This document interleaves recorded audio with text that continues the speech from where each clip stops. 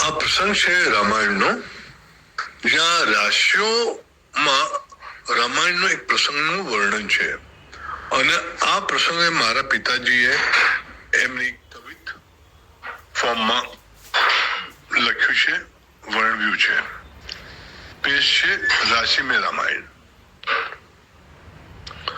तुला तुला को मारियो तुला के मैदान में, बनायो वृषभ को मेषपति, दिनी आज्ञा कर को तुला, कर्क गए मेष में, ले आए कुंभ सती, नातिन तिंता तकदिन तिंता धा.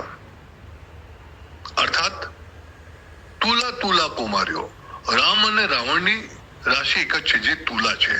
એટલે રામે રાવણના મેદાનમાં જ માર્યો.